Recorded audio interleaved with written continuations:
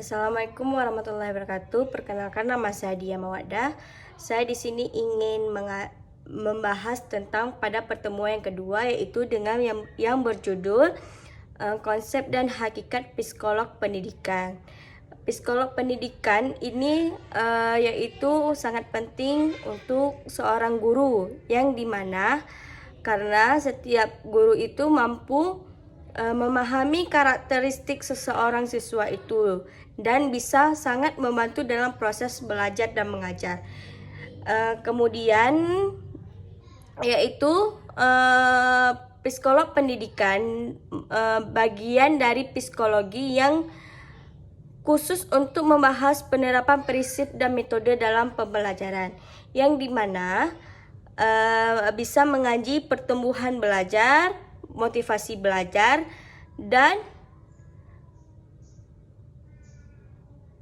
psikolog untuk mengaji perkembangan belajar dan penilaian dan cara-cara isu yang ada dalam pembelajaran tersebut, yang dimana guru ini dapat mampu dengan adanya psikolog pendidikan ini, seorang guru itu mampu dia memahami karakter seorang siswa tersebut, bagaimana dia dalam proses pembelajaran, apakah dia pembelajaran tersebut menyenangkan bagi seorang pengajar atau pendidik, dan harus ada rasa timbul baliknya.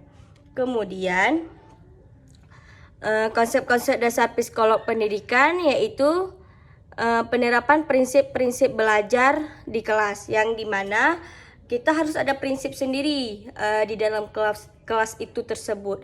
Misalnya prinsip kita masuknya yaitu dengan mendisiplinkan juga seorang siswa, ya, yang dimana pada saat jam pelajaran saya masuknya dari jam 7 sampai jam 9. Itu seluruh siswa harus ada di kelas jam 7. Ya, dimana semua siswa harus siap belajar seperti begitu. Yang kedua itu pengembangan dan pembaruan kurikulum, yang dimana pembaruan kurikulum itu sekarang yang dimana terkadang yang pertama dari KTSP menjadi KTSP 2006 berubah menjadi kurikulum 2013.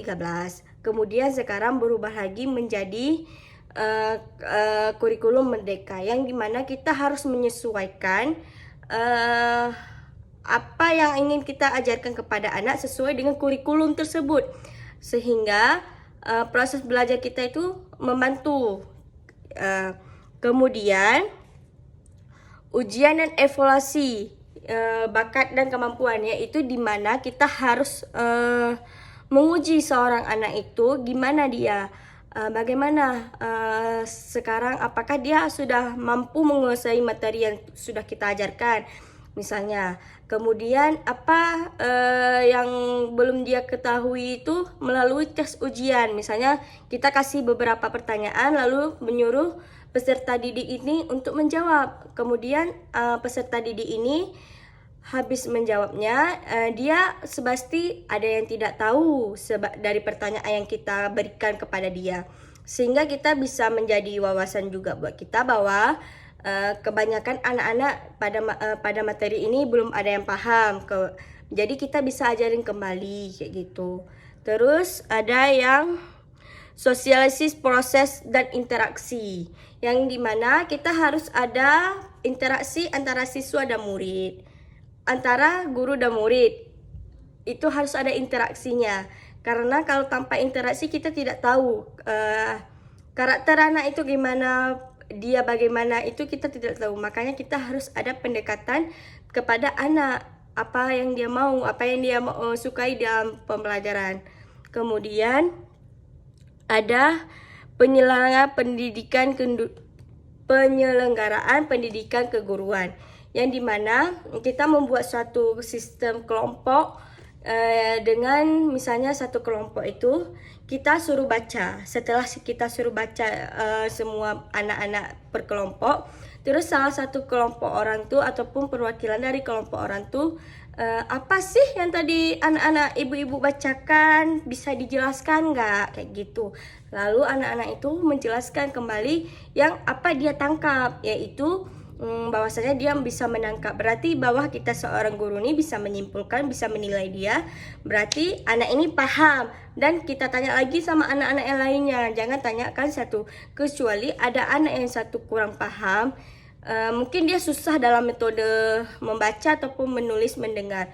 Mungkin kita ajak metode lain seperti kita bawa media pembelajaran lain, seperti misalnya kita bawa infokus nih, kita ajarin kayak film-film kartun. Habis itu kita tanya sama anak itu, dari film dari kamu yang nonton ini, apa yang kamu bisa ambil pelajarannya nak, kayak gitu. Mungkin dia bisa juga, itu ada untuk wawasan untuk anak tersebut.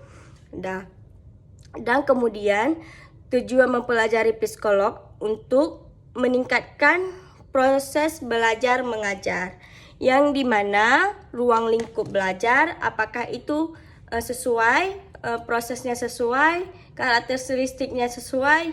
Jadi setelah ada tujuan pembelajaran itu, kita menginginkan apa yang kita inginkan tercapai, maka itu sudah dianggap suatu proses belajarnya sukses, yang dimana apa yang kita harapkan terhadap anak-anak kita yang mengajarnya ini pun bagus, anak-anak bisa memahami, kita pun memuaskan karena kita bisa, alhamdulillah anak-anak itu paham dengan apa yang kita ajarkan. Berarti di situ kita bisa, itulah yang tujuan pembelajaran. Sekian dan terima kasih dalam proses hakikat, konsep dan hakikat psikolog pendidikan. Assalamualaikum warahmatullahi wabarakatuh.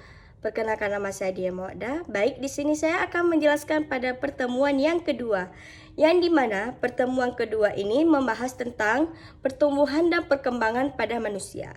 Ya, baik, di sini saya akan menjelaskan dulu terlebih dahulu, yaitu pertumbuhan. Pertumbuhan merupakan ketambahannya jumlah ukuran dalam sel tubuh manusia yang mengalami perubahan dan banyaknya organ tubuh yang semakin meningkat. Itu pertumbuhan. Kalau pertumbuhan manusia berupa perubahan fisik yang dapat dilihat, diukur, contohnya seperti tinggi seseorang itu dan berat seseorang itu namanya pertumbuhan.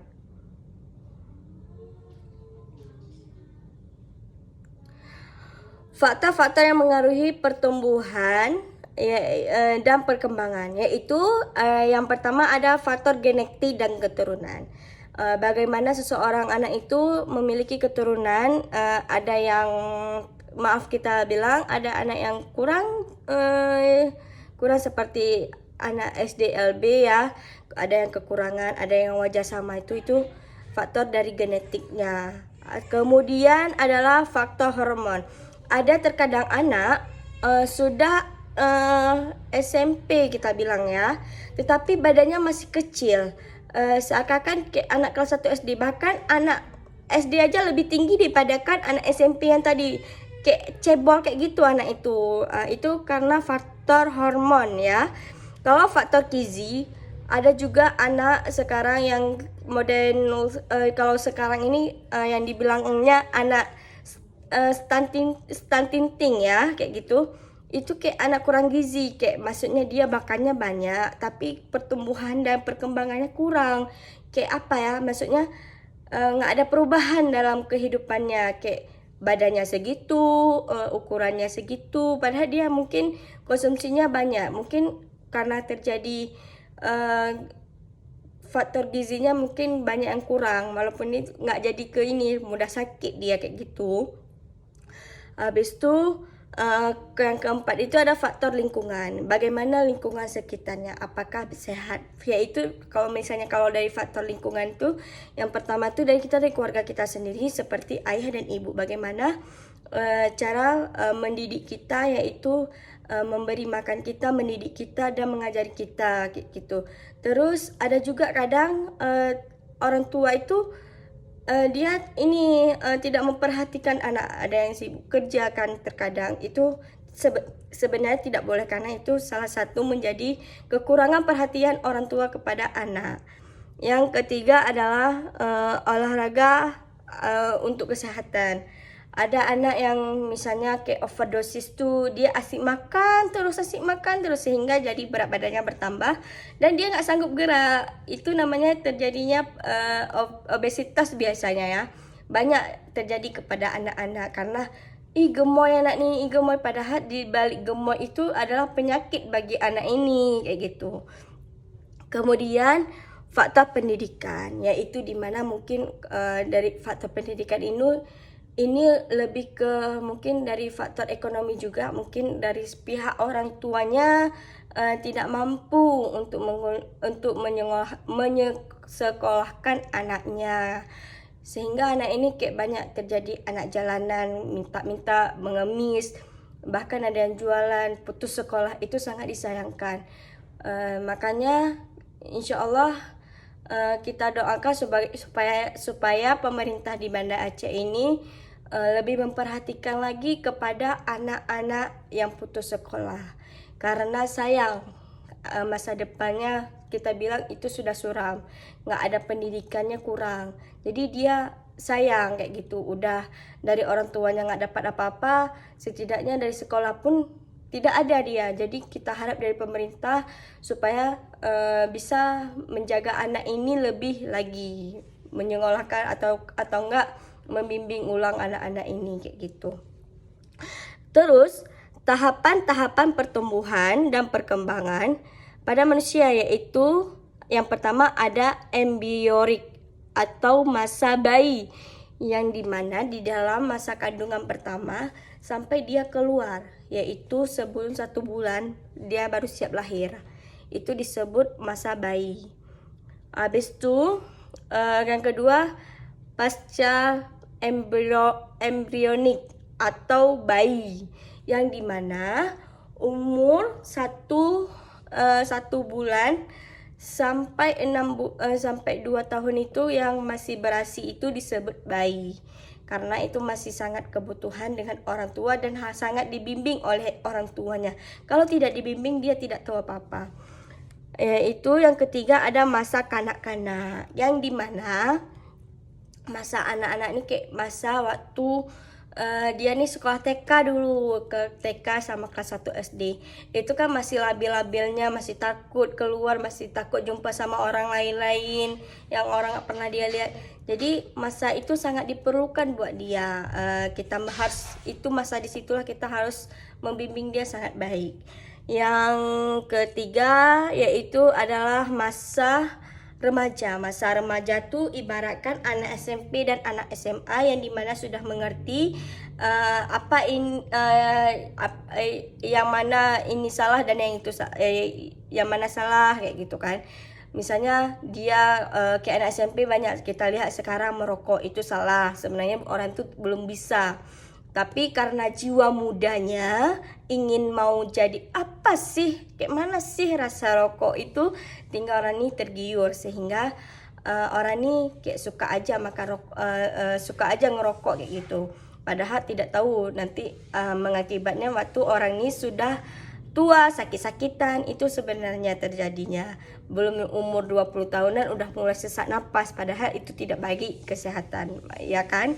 Yaitu yang kelima adalah masa dewasa, yang dimana masa dewasa itu ukurannya kita bilang seperti saya sendiri sekarang SMA, setelah tamat SMA saya melanjutkan kuliah, yang dimana dari umur 18 tahun sampai umur 60 tahun itu udah disebut sebagai 18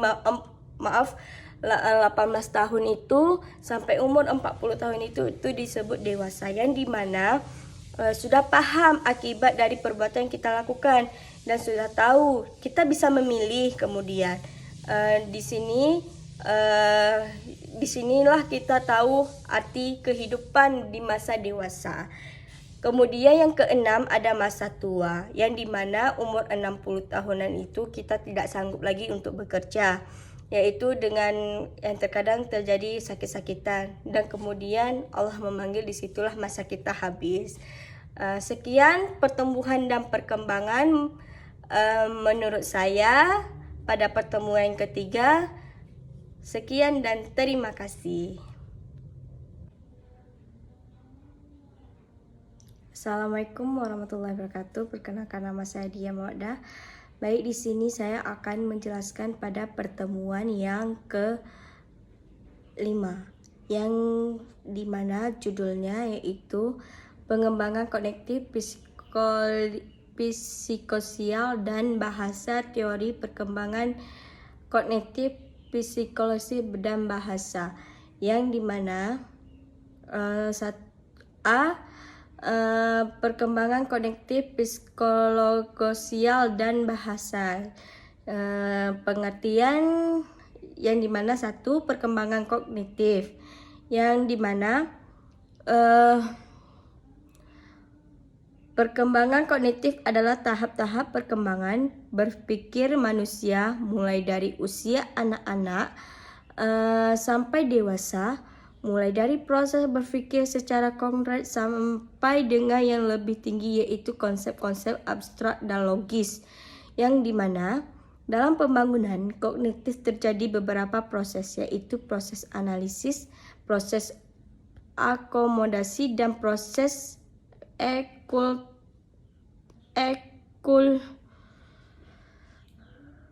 equilibrium. Proses analisis adalah proses kognitif yang dimana seseorang mengintegrasikan praktek, konsep, dan pengalaman baru ke dalam skema atau pola yang dalam pikir mereka. Yang kedua, proses akomodasi adalah proses yang menggunakan informasi yang lebih ada untuk memecahkan masalah yang dihadapinya. Dan kemudian ada proses equilibrium, adalah proses yang dilakukan apabila informasi telah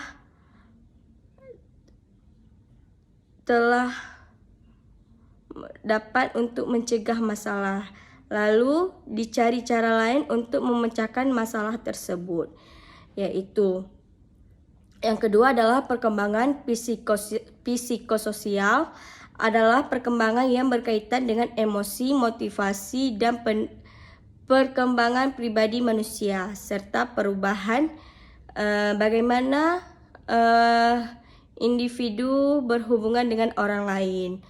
Adapun pengembangan profesional yang terjadi pada masa kini meliputi beberapa hal, yaitu perkembangan emosi.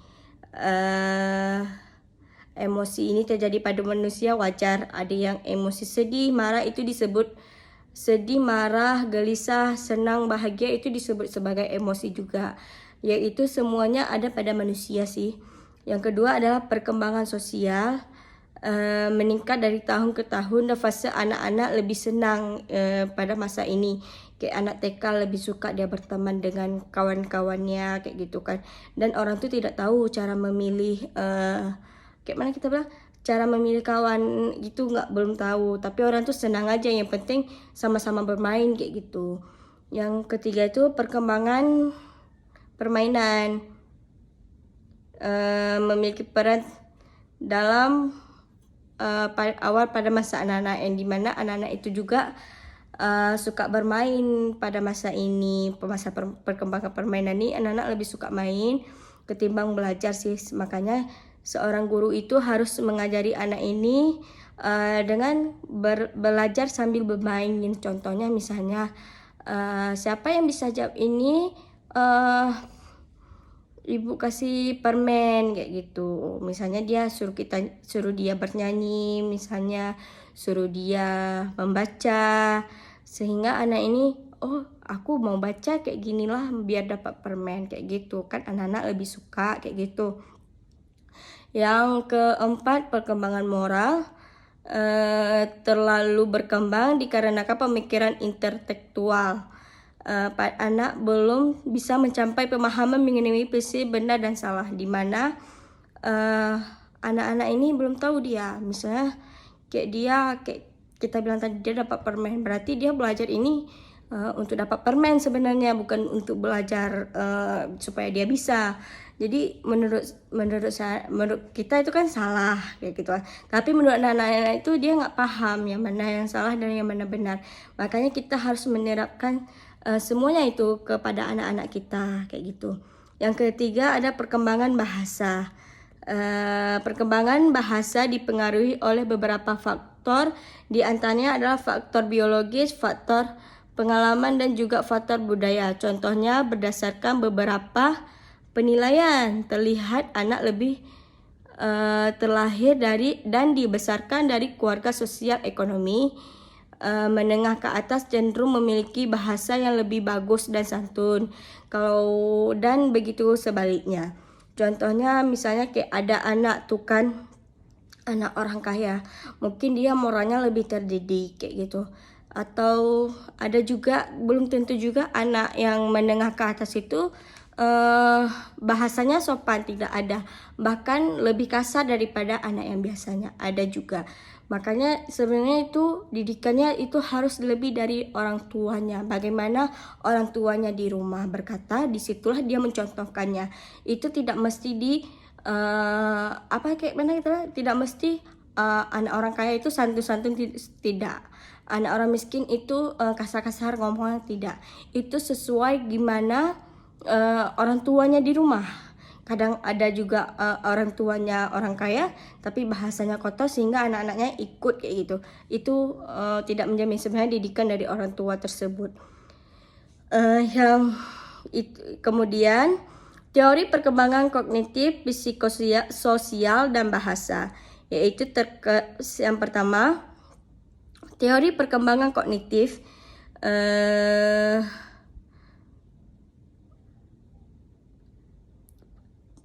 menjadi dasar perkembangan kecerdasan dalam psikologi yang dijadikan rujukan atau acuan. Terdapat 5 konsep dasar yang menjadi acuan dari teori perkembangan kognitif PKIT, yaitu konsep skema, proses analisasi, proses akomodasi, dan proses organisasi, serta proses eklubrasi. Yang kedua, teori perkembangan psikososial, yang dimana pengembangan self, yaitu diri sendiri. Yang kedua, perkembangan emosi, bagaimana cara kita mengatur emosi kita dalam kehidupan kita ini bagaimana kayak gitu kan. Yang ketiga, perkembangan keluarga, bagaimana didikan keluarganya, cara orang tuanya mengajar anak tersebut. Yang keempat, pengaruh teman sebaya, bagaimana di setiap lingkungan pertemanan dia itu, apakah dia bagus apa tidak dalam pertemanannya itu tergantung di lingkungan dan bisa mencerminkan kepada anak tersebut. Yang kelima, pengembangan afektif menuju mental yang sehat. Kita ajak anak-anak ini supaya selalu menjaga jangan ada pembulian di antara teman-temannya sendiri kayak gitu kan. Sehingga anak, kalau misalnya ada pembuli kan anak tersebut kayak drop dia kayak gitu. Yang ketiga, teori pengembangan bahasa, yaitu ada perkembangan bahasa itu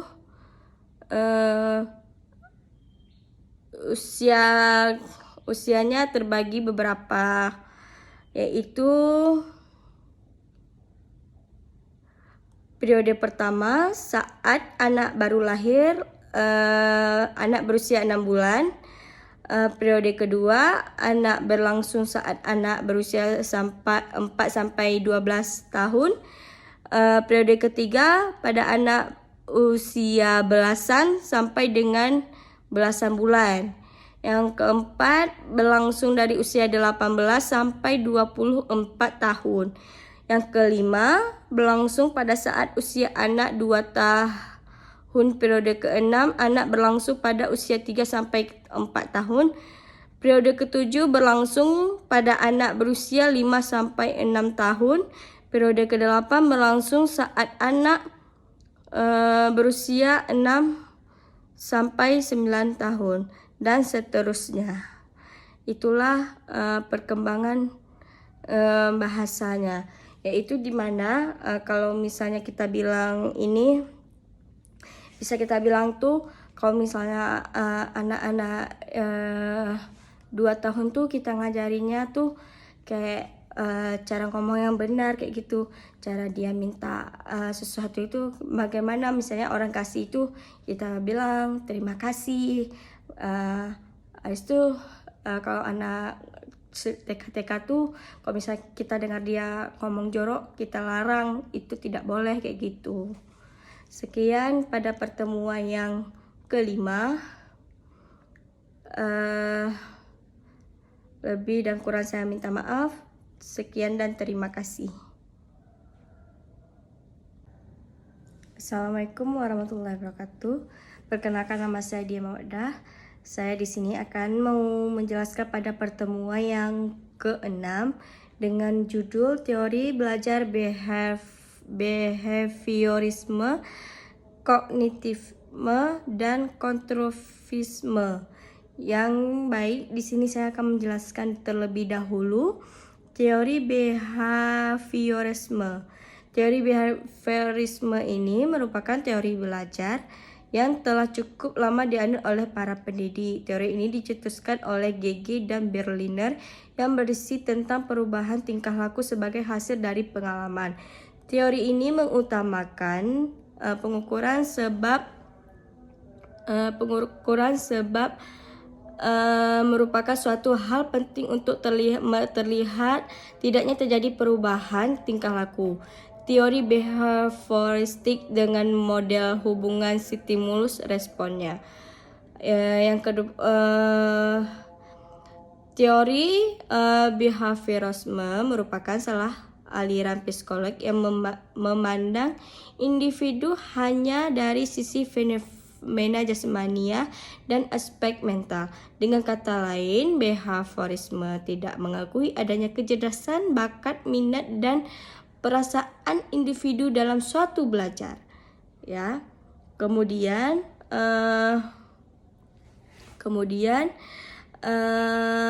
ada di mana tujuan pembelajaran menurut teori behaviorisme ini ditekankan pada penambahan pengetahuan, sedangkan belajar selagi aktivitas meniru yang menuntut pembelajar untuk mengungkapkan kembali pengetahuan yang sudah dipelajari dalam bentuk laporan, kuis atau tes, yaitu. Kemudian prinsip-prinsip dalam teori behaviorisme ini adalah objek psikolog adalah tingkah laku. Semua bentuk tingkah laku dikembalikan pada refleks, mementingkan pembentukan kebiasaan, perilaku nyata dan memiliki makna tersendiri. Aspek mental dari kecerdasan yang tidak memiliki bentuk fisik harus dihindari. Kemudian ada teori kelemahan teori. Kemudian ada kelemahan teori behavioristik, hanya mengakui adanya stimulasi dan respon yang dapat diamati. Kurangnya ruang gerak yang bebas bagi pembelajar untuk berkreasi, bereksperimen, dan mengembangkan kemampuan sendiri. Pembelajaran berpikir linear, konvergen, tidak kreatif, dan tidak produktif. Pembelajaran atau orang yang belajar harus dihadapkan pada aturan-aturan yang jelas dan ditetapkan terlebih dahulu secara ketat. Kontrol belajar harus dipegang oleh sistem yang berada di luar dari pembelajaran. Yang kemudian ada kelebihan teori behavioristik sesuai untuk mempengaruhi kemampuan yang membutuhkan praktik dan pembiasaan yang mengandung unsur-unsur kecepatan, spontanitas, kelenturan, dan refleks. Itu dari teori behavioristik. Sekarang kita masuk kepada teori kognitivisme, yang dimana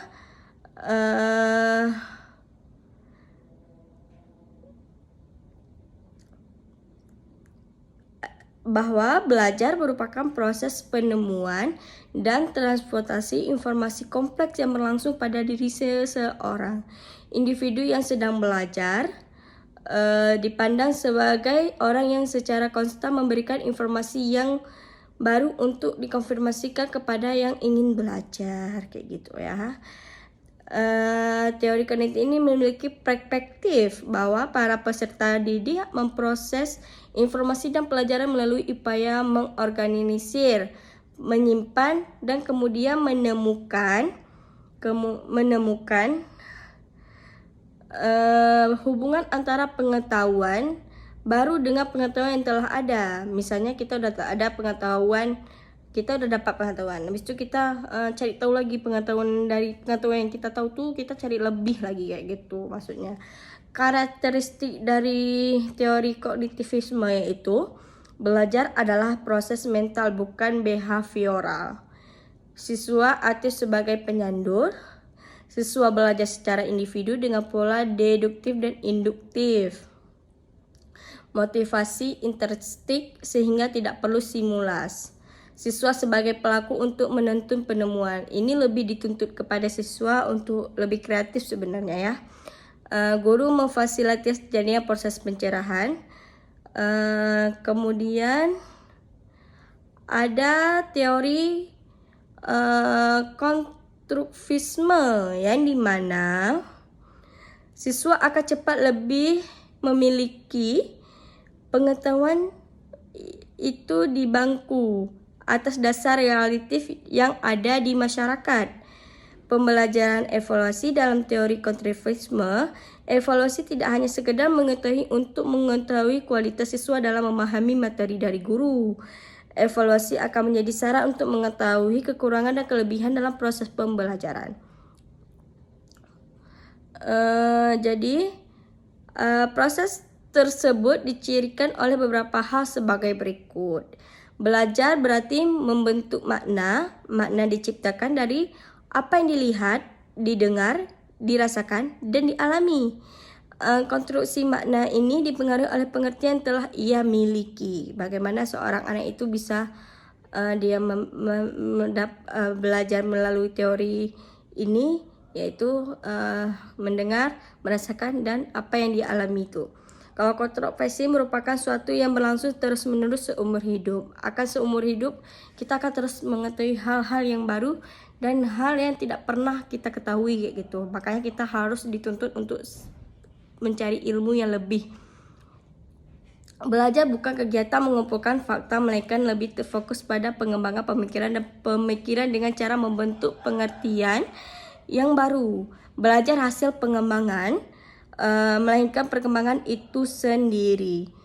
Suatu perkembangan yang menuntut penemuan dan pengaturan pikiran seseorang. Yang keempat, ada proses belajar yang sebenarnya terjadi pada waktu skemata seseorang dalam keraguan yang Anda pikirkan lebih lanjut. Hasil belajar siswa tergantung pada apa yang sudah diketahuinya. Ada terkadang siswa malas belajar, jadi dia tidak tahu apa-apa. Kalau ini siswanya sudah tahu, maka dia lebih ingin lagi mencari tahu, kayak gitu ya. Kemudian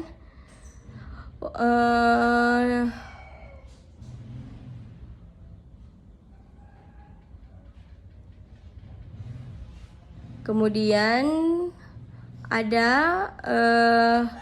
pengaruh psikolog kognitif, namun harus diketahui bahwa teori ini terletak pada beberapa konsep psikolog kognitif yang mengadopsinya pengalaman, animalisasi, dan internalisasinya.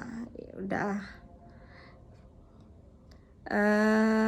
Menurut saya sekian teori dari behaviorisme, kognitisme, dan konstruktivisme pada pertemuan ke-6. Sekian dan terima kasih. Assalamualaikum warahmatullahi wabarakatuh. Perkenalkan, nama saya Dia Maudah. Baik, di sini saya akan menjelaskan pada pertemuan yang ke-7, yaitu dengan yang berjudul pengertian belajar menurut para ahli, yaitu Satu ada menurut Winkel, semua aktivitas mental atau psikis yang berlangsung dalam interaksi aktif dalam lingkungan yang menghasilkan perubahan-perubahan dalam mengelola pemahaman. Itu kalau menurut Winkel. Yang kedua adalah menurut Ernest R. Hilgard. Belajar diartikan sebagai proses pembuatan yang dilakukan dengan sengaja, yang kemudian menimbulkan perubahan yang keadaannya berbeda dari perubahan yang ditimbulkan oleh lainnya, yaitu perubahannya relatif permanen, tidak akan kembali kepada keadaan semula. Itu kalau menurut Ernest. Yaitu yang ketiga ada menurut Getney. Getney merupakan jenis belajar perubahan yang diperlihatkan dalam sebuah perubahan tingkah laku, yang dimana seorang peserta didik itu ada perubahan tingkah lakunya kayak gitu. Kan nggak mungkin kita udah belajar masih tingkah lakunya masih bodoh ya itu kan. Jadi ada perubahan kayak gitu.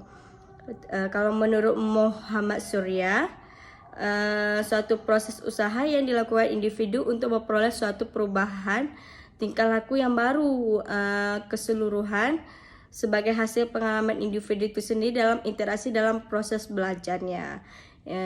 Sama juga kayak menurut gini, yang dimana ada perubahan tingkah laku, tapi kalau misalnya menurut Muhammad Surya ini lebih ke interaksinya sih, kayak mana dalam kehidupan lingkungannya baik apa tidak kayak gitu kan.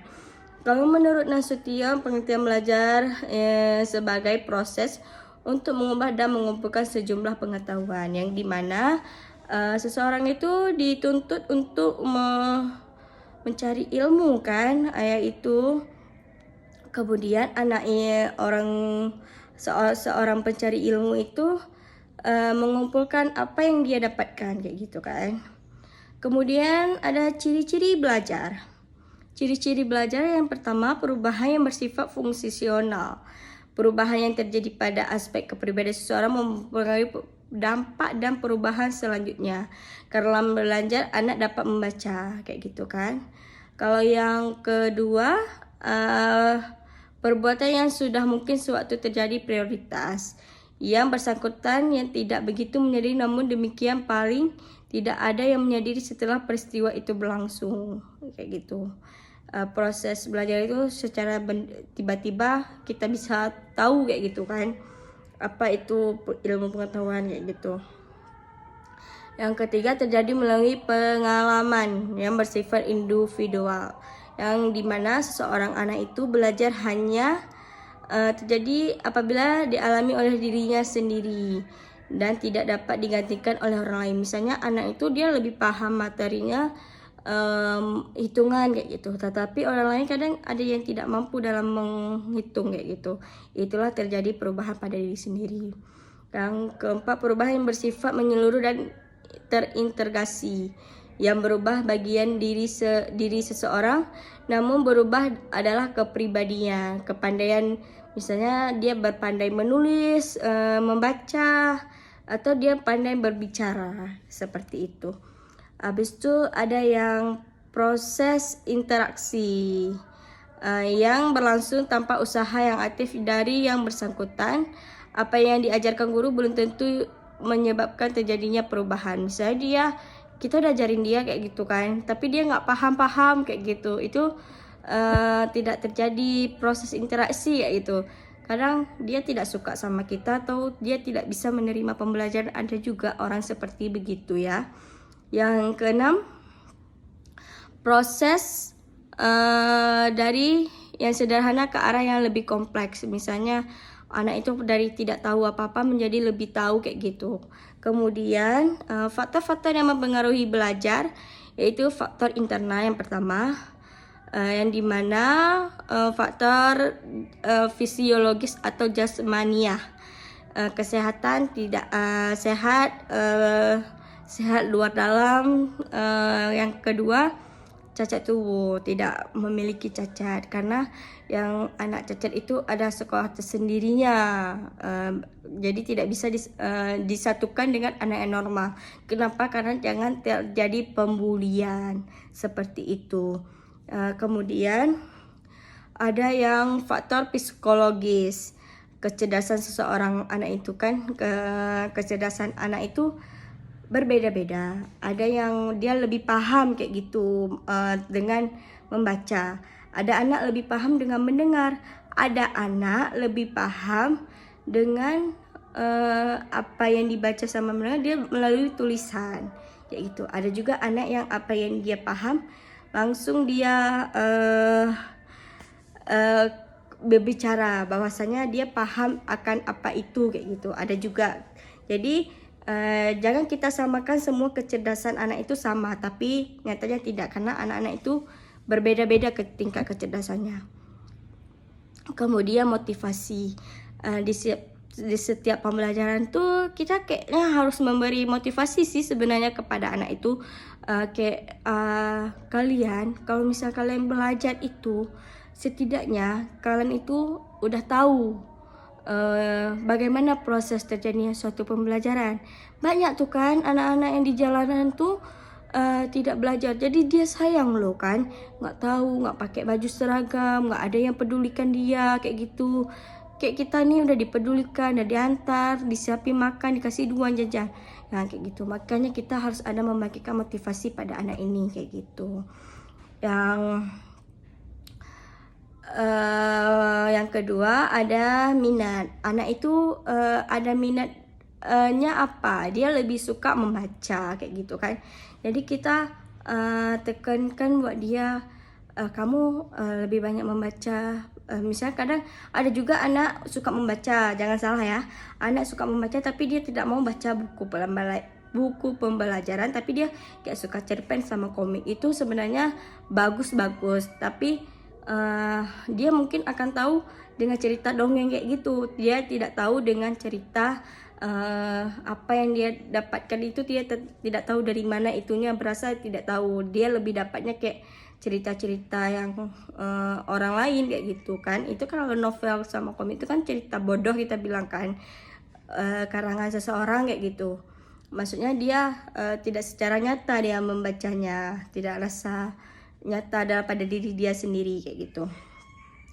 Kemudian bakat, misalnya kayak dia tadi membaca, bakatnya membaca, kita suruh dia kayak baca puisi kayak gitu. Misalnya bakat dia bisa, kita ajarkan dia puisi itu biar dia keren gitu. Dia bisa tampil puisi dengan image, dengan gayanya, seakan itu nyata, apa yang dia bilang tuh nyata kayak gitu. Itulah. Kemudian adalah sikap, bagaimana anak itu sikapnya, kita sikapnya kayak mana, anak itu sikapnya kayak mana, dan dia sikap sama orang tuanya gimana, kan seperti itu. Kalau misalnya orang tuanya sikapnya bodoh amat sama dia, dia akan bodoh amat juga dalam proses pembelajaran kayak gitu. Kemudian ada faktor eksternal, yang mana faktor dari keluarga. Itu bagaimana cara orang tua mendidik, yang kayak saya bilang tadi kan, sangat mempengaruhi, karena sekolah pertama itu adalah orang tua kita. Kita melihat mama kita gimana, ayah kita gimana, keluarga abang-abang kita, adik kita gimana. Itu faktor internal itu yaitu faktor dari keluarga, yang dimana faktor keluarga itu bagaimana tingkah laku keluarga dia. Keluarga dia itu kayak mana gitu kan, kalau bagaimana orang tua itu mengajarinya, kakak adiknya gitu, bagaimana gitu kan. Habis itu yang kedua, cara orang tua mendidik, bagaimana orang tuanya mendidik, apakah itu baik ataupun tidak, karena setiap anak itu mengikuti perbuatan orang tuanya. Dan ketiga, hubungan antar keluarga, gimana dia berhubungan dengan kakaknya, abangnya, apakah dia rukun atau tidak kayak gitu. Terus suasana rumahnya nyaman tidak, terkadang rumahnya tidak nyaman, bagaimana kita bilang sering terjadi keributan di antara rumah, misalnya terjadi keributan antara kedua orang tuanya, atau kejadian keributan antara dia dengan adiknya, dia dengan kakaknya, kayak gitu. Tidak nyaman di rumah itu dia berada. Terus ekonomi keluarga, mungkin ada juga orang tua tuh tidak mendukung kayak gitu. Misalnya dia mau menjadi seorang jurnalis kayak itu, dia mau suka menulis, suka kayak gitu, tapi orang tuanya tidak dukung kayak gitu. Ada juga itu yang mempengaruhi seorang anak itu, menghambat dalam proses belajar ya. Yang terakhir, latar belakang kebudayaan, bagaimana budaya dia mengajarkannya, sekitar budaya dia tuh bagaimana, apakah sesuai nggak yang sama yang diterapkan itu, sesuai apa tidak kayak gitu. Terus yang kedua ada faktor sekolah, yang dimana kurikulum itu kan ada yang berubah-ubah dari KTSP 2016 menjadi 2013 dan sekarang kurikulum kemerdekaan. Bagaimana anak itu paham tidak dia dengan kurikulum itu kayak gitu. Kadang ada juga dalam kurikulum 13 ini kayak program project, itu banyak membawa tugasnya banyak kayak gitu. Banyak misalnya kayak membuat ini, membuat itu, sehingga mengeluarkan biaya kayak gitu. Sehingga anak tersebut seperti keberatan kayak gitu ya. Yang terakhir yaitu faktor masyarakatnya, bagaimana masyarakat di sekitar, apakah mendukung atau tidak kayak gitu. Sekian proses belajar, pengertian belajar pada pertemuan ke-7 yang saya lampirkan tadi. Sekian dan terima kasih.